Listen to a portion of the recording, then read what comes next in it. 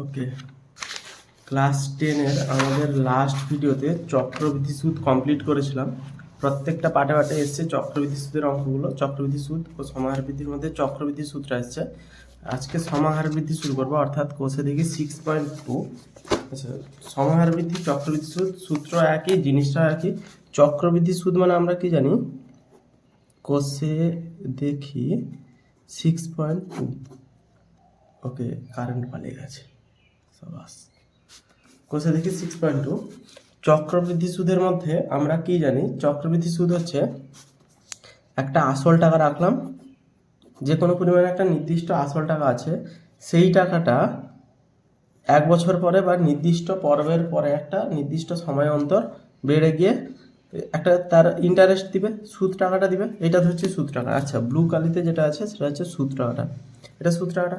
তো নেক্সট টাইমে এর পরের টাইমে যে আসল টাকাটা হবে সেটা হচ্ছে আসলটা, আবার সেই পরের যে সুদটা আছে সেটা যোগ হয়ে এই টোটালটাকে তখন বলবে আসল টাকা। আবার তার উপরে এর উপরে সুদ কাউন্ট হবে, মানে এর উপরে ইন্টারেস্ট কাউন্ট করবে। এর উপরে ইন্টারেস্ট কাউন্ট করলে নতুন যে টাকাটা হবে আবার এর উপরে মনে করো আর একটু ইন্টারেস্ট দিল, তখন যে টাকাটা হবে এইটা আসবে প্লাস এইটা প্লাস এইটা, তখন সেটা আবার আসল হয়ে যাবে।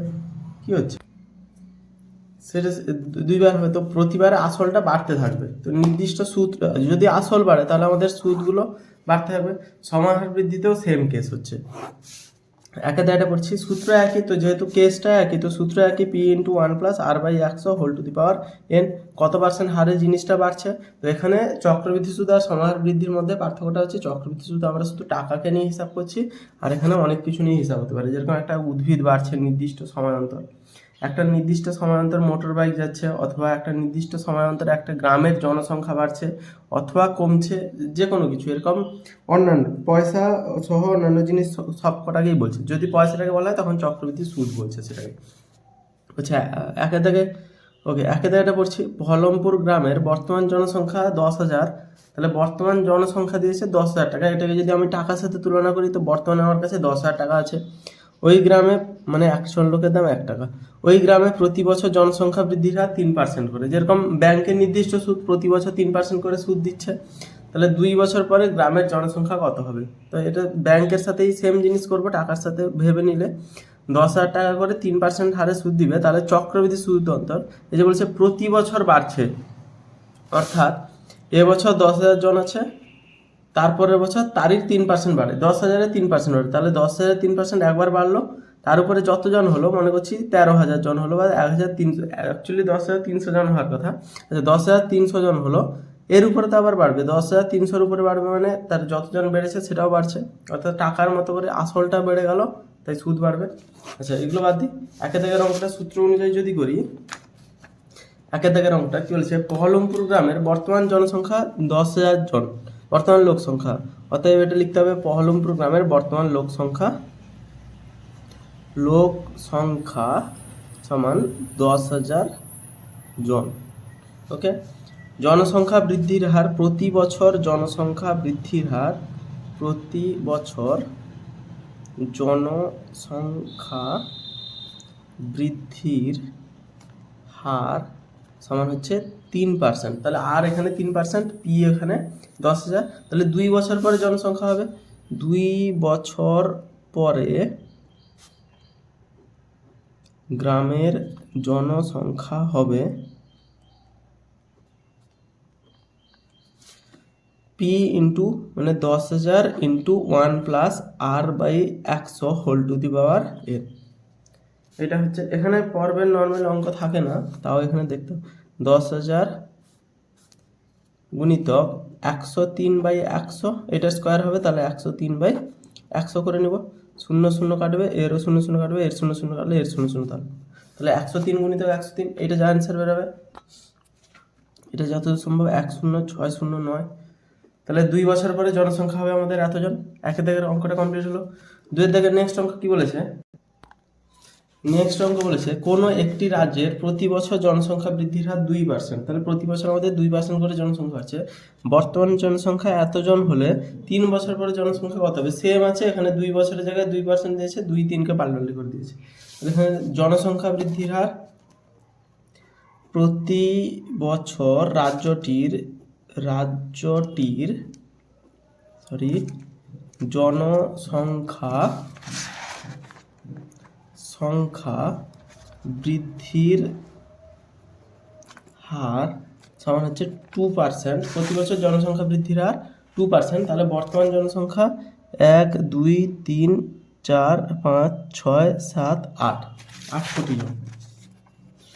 বর্তমান জনসংখ্যা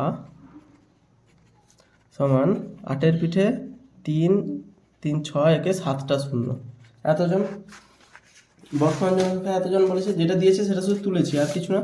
আর 3 বছর পরে জনসংখ্যা হবে, 3 বছর পরে বলছে, 3 বছর পরে জনসংখ্যা হবে, 3 বছর পরে জনসংখ্যা হবে 8 কোটি 3 1 2 3 4 গুণিতক 1 প্লাস আর মানে হচ্ছে 2% বাই 100 হোল টু দি পাওয়ার আর মানে আমাদের 2% দিয়েছে। যেরকম চক্রবৃদ্ধি সুদের অঙ্ক হয়েছিল সেম অঙ্ক, কোনো পার্থক্য নেই। সমান 8 পিঠে 3 1 2 3 4টে শূন্য, এটা হলে 102/100 গুণিতক 102/100 গুণিতক 102/100। 0 0 কাটবে, 0 0 কাটবে, এর দুটো শূন্য, এর দুটো শূন্য কাটলো, এর দুটো শূন্য কাটলো, এরও দুটো শূন্য কাটলো।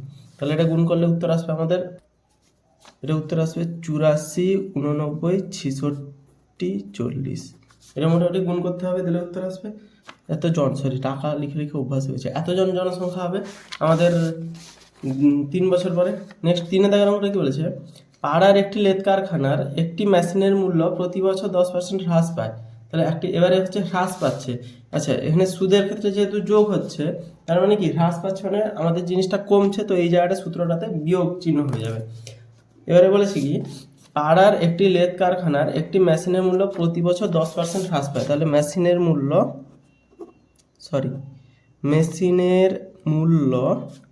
প্রতি বছর 10% হ্রাস পাচ্ছে, এই জায়গাটা দেখতে হবে, হ্রাস পায়, প্রতি বছর হ্রাস পায়। মেশিনটির বর্তমান মূল্য এত টাকা, একক দশক শতক হাজার অযুত লক্ষ, 1 লক্ষ টাকা। ওকে, মেশিনটির বর্তমান মূল্য 1 লক্ষ টাকা। তাহলে 3 বছর পরে মেশিনটির মূল্য কত হবে? মেশিনটির সেম জিনিস, শুধু মাইনাস চিহ্ন দিয়ে অঙ্কটা হবে। মেশিনটির বর্তমান মূল্য 1 লক্ষ টাকা, একক দশক শতক হাজার অযুত লক্ষ টাকা। 3 বছর পরে মেশিনটির মূল্য হবে, 3 বছর পরে মেশিনটির মূল্য হবে 3 বছর পরে মেশিনটির মূল্য হবে 1 লক্ষ গুণিতক 1 plus 10/100 whole to the power 3। Plus হবে না, মাইনাস হবে, কারণ এখানে হ্রাস পাচ্ছে বলছে। হ্রাস পাচ্ছে মানে মেশিনের মূল্যটা 3 বছর পরে কমে যাবে। 3 বছর পরে চেয়েছে, তো 3 বছর পরে কমে যাবে অর্থাৎ এখানে আমরা মাইনাস লিখবো। যেহেতু মেশিনের মূল্য কমছে তাই মাইনাস লিখবো, বাড়লে আমরা প্লাস হবে। এটাকে যদি সমাধান করি, আচ্ছা এখানে এই পৃষ্ঠাতেই করে দিই, এখানে যদি সমাধান করি 1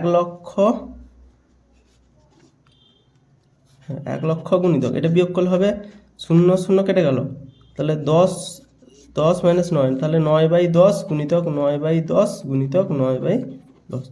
এর 3টে শূন্য কাটবে, এরও 3টে শূন্য কাটবে, তাহলে 9 9 81, 81 ইন্টু 9, 9 9 9 72, 729, 729 আর দুটো শূন্য, তাহলে 7,29,000 টাকা, না সরি 72,900 টাকা। আমাদের দাম ছিল 1 লক্ষ টাকা, এখন 3 বছর পরে দাম হবে 72,900 টাকা। বিয়োগ হচ্ছে কারণ হ্রাস পেয়েছে, মনে রাখতে হবে। তাহলে হ্রাস পেলে হবে আমাদের সূত্রতে বিয়োগ, আর বৃদ্ধি পেলে প্লাস সূত্রটা হবে। নেক্সট 3-এর পরে 4 দাগের অঙ্কটা কি বলেছে, 4 দাগের অঙ্কটা অনেক বড় কোশ্চেন দেখছি। সর্বশিক্ষা অভিযানের ফলে বিদ্যালয় ছেড়ে চলে যাওয়া শিক্ষার্থীদের পুনরায় বিদ্যালয়ে ভর্তির ব্যবস্থা করা হয়েছে। এরূপ শিক্ষার্থীদের ভর্তির হার প্রতি বছর তার পূর্ববর্তী বছর অপেক্ষা 5% বেড়েছে। তাহলে আগের বছর যা ছিল এখন প্রতি বছর 5% করে বেড়েছে, এটা দিয়েছে। কোনো এক জেলায় বর্তমান বছরে যদি এতজন এরূপ শিক্ষার্থী ভর্তি হয়ে থাকে, তাহলে 3,528 জন ভর্তি হয়ে আছে বর্তমান সময়। তাহলে বলেছে কি, তবে 2 বছর পূর্বে এরূপ কতজন শিক্ষার্থী ভর্তি হয়েছিল। তাহলে এখানে উল্টো কোশ্চেন চেয়েছে। নর্মালি কি থাকে, বর্তমানের যদি তথ্য দিয়ে থাকে তাহলে তার 2 বছর পরে কি হয়, তো সেই সূত্র লাগিয়ে দেবো। কিন্তু এখানে বলেছি কি 2 বছর পূর্বে কতজন ছিল, পাস্ট টেন্সে চেয়েছে, যখন আগে কত ছিল বর্তমানে কত হয়েছে এরকম চেয়েছে, তখন আমরা সবার প্রথমে এক্স ধরে নিব এই অঙ্কগুলো। এই অঙ্কটাতে এই আগের যে অঙ্কগুলোতে বা এর আগে চক্রবৃদ্ধি সুদ কী হয়েছে, বর্তমানের হিসাব দিয়েছে, বলেছে যে এর পরে কি হবে, যেহেতু নেক্সট হবে তখন এরকম সূত্রে ফেলবো যেটা নর্মাল অবস্থায়। কিন্তু এখানে বলেছে কি বর্তমানে এটা আছে, অর্থাৎ উত্তরটাই বলে দিয়েছে 2 বছর পূর্বে কত ছিল। এই যে বলেছে বর্তমানে এতজন আছে কি, মানে কি এটা উত্তর, পি ইন্টু 1+r/x এর উত্তরই হচ্ছে এটা, বর্তমানে এটা আছে, তার 2 বছর পূর্বে চেয়েছে, অর্থাৎ আরও আগে যেতে হবে। তো এখানে উত্তরটা ধরুন মনে করি 2 বছর পূর্বে কতজন শিক্ষার্থী ভর্তি হয়েছে, x জন শিক্ষার্থী ভর্তি হয়েছিল। মনে করি 2 বছর পূর্বে x জন শিক্ষার্থী ভর্তি হয়েছিল, x জন শিক্ষার্থী ভর্তি হয়েছিল 2 বছর পূর্বে।